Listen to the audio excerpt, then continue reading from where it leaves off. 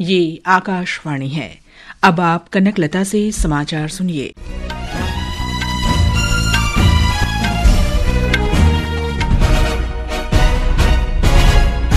2024 के लोकसभा चुनाव के लिए वोटों की गिनती जारी है। आंध्र प्रदेश तथा ओडिशा विधानसभा चुनाव और अन्य विधानसभा की 25 सीटों के उपचुनाव के लिए भी मतगणना हो रही है। लोकसभा चुनाव में पहला नतीजा भाजपा के पक्ष में गया है। राजस्थान में जयपुर सीट पर पार्टी उम्मीदवार मंजू शर्मा ने अपने निकटतम प्रतिद्वंदी को 3 लाख वोटों के अधिक अंतर से हराया। ताजा रुझानों के अनुसार भाजपा के नेतृत्व वाले एनडीए गठबंधन ने 3 सीटें जीत ली हैं और 294 सीटों पर आगे है। उसका फिर से सत्ता में आना निश्चित लग रहा है। विपक्षी गठबंधन INDI ने 2 सीटें जीत ली हैं और 226 पर आगे चल रहा है। भाजपा गुजरात की सूरत सीट पहले ही निर्विरोध जीत चुकी है। पार्टी 243 सीटों पर आगे चल रही है। तेलुगु देशम पार्टी 16, जनता दल यूनाइटेड 14 सीटों पर आगे है।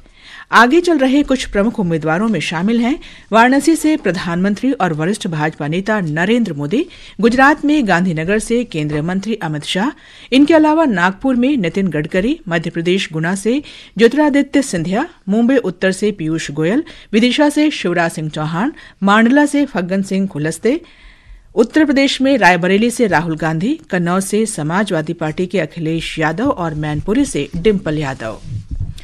उत्तर प्रदेश में 80 लोकसभा सीटों के रुझान मिल गए हैं। भाजपा 35 सीटों पर, समाजवादी पार्टी 34 पर और कांग्रेस 7 पर तथा राष्ट्रीय लोकदल 2 सीटों पर आगे है।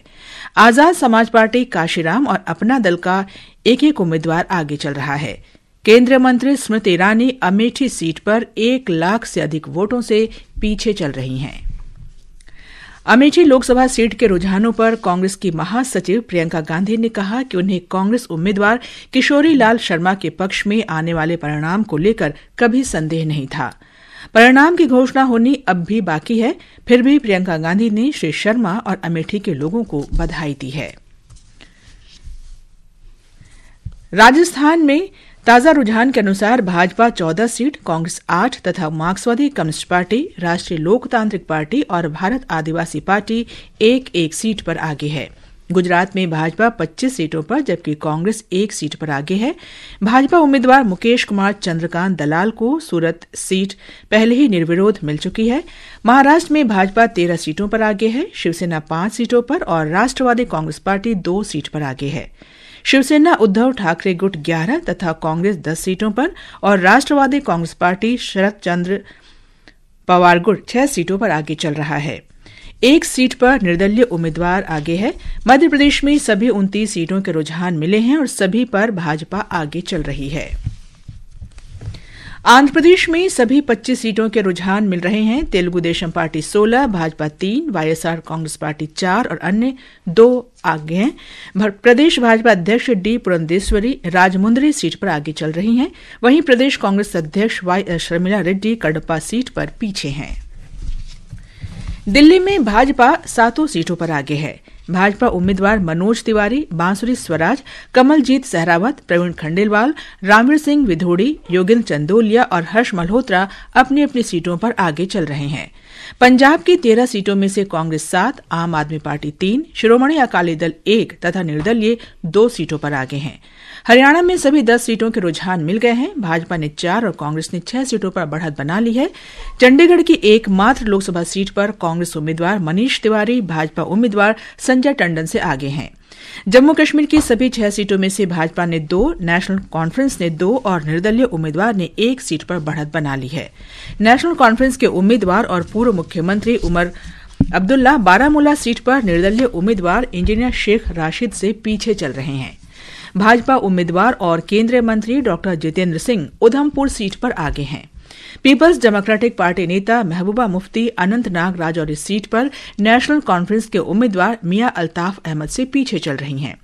लद्दाख की एकमात्र लोकसभा सीट पर निर्दलीय उम्मीदवार हाजी हनीफा आगे हैं। इस सीट पर भाजपा के ताशी ग्यालसन और कांग्रेस के शेरिंग नामग्याल उम्मीदवार हैं। हिमाचल प्रदेश में भाजपा सभी 4 सीटों पर आगे है। भाजपा उम्मीदवार और केंद्रीय सूचना तथा प्रसारण मंत्री अनुराग सिंह ठाकुर हमीरपुर सीट पर, जबकि भाजपा उम्मीदवार और अभिनेत्री कंगना रनौत मंडी सीट पर आगे चल रहे हैं। उत्तराखंड में भी सभी 5 सीटों पर आगे हैं। भाजपा नेता अनिल बलूनी गढ़वाल सीट से और त्रिवेंद्र सिंह रावत हरिद्वार सीट पर आगे चल रहे हैं। मध्य प्रदेश में सभी 29 सीटों के रुझान मिल गए हैं और सभी पर भारतीय जनता पार्टी आगे चल रही है। छत्तीसगढ़ में भाजपा 10 जबकि कांग्रेस 1 सीट पर आगे है। ओडिशा में भाजपा 18 सीटों पर, बीजू जनता दल 2 सीट पर और कांग्रेस 1 सीट पर आगे है। भाजपा के धर्मेंद्र प्रधान, संबित पात्रा और जुएल ओराम आगे चल रहे हैं। जाजपुर सीट पर बीजू जनता दल की शर्मिष्ठा शेट्टी भाजपा उम्मीदवार रविंद्र नारायण बेहरा से आगे हैं। पश्चिम बंगाल में तृणमूल कांग्रेस 30 सीटों, भाजपा 10 और कांग्रेस 2 सीटों पर आगे है। राष्ट्रवादी कांग्रेस पार्टी प्रमुख शरद पवार ने कहा है कि महाराष्ट्र में पार्टी ने कुल 10 सीटों में से 7 पर बढ़त बनाकर अच्छा प्रदर्शन किया है। आज मुंबई में श्री पवार ने कहा कि वे पहले से ही आश्वस्त थे कि बारामती लोकसभा सीट से चुनाव लड़ रही उनकी पुत्री और सांसद सुप्रिया सुले को क्षेत्र के लोगों का पूरा समर्थन प्राप्त होगा, क्योंकि पिछले 60 वर्ष से उनका इस क्षेत्र से गहरा संबंध रहा है। महाविकास अघाड़ी गठबंधन के इस चुनाव में अच्छे प्रदर्शन पर श्री पवार ने कहा कि इस वर्ष के अंत में राज्य में विधानसभा चुनाव को देखते हुए कहा जा सकता है कि ये चुनाव परिणाम काफी प्रेरणादायक और उत्साहपूर्ण हैं। ताजा रुझानों के अनुसार भाजपा के नेतृत्व वाले एनडीए गठबंधन ने 3 सीटें जीत ली हैं और 294 सीटों पर आगे है। उसका फिर से सत्ता में आना निश्चित लग रहा है। विपक्षी गठबंधन INDI ने 2 सीटें जीत ली हैं और 226 पर आगे चल रहा है। भाजपा गुजरात की सूरत सीट पहले ही निर्विरोध जीत चुकी है। पार्टी 243 सीटों पर आगे चल रही है। तेलुगु देशम पार्टी 16, जनता दल यूनाइटेड 14 सीटों पर आगे है। आंध्र प्रदेश विधानसभा की 175 सीटों में से 173 सीटों के रुझान मिल गए हैं। Telugu Desam party 127, YSR party 22, Jana Sena party 17 और भाजपा 7 सीटों पर आगे है। ओडिशा विधानसभा सीटों की 147 सीटों में से 144 के रुझान मिल गए हैं।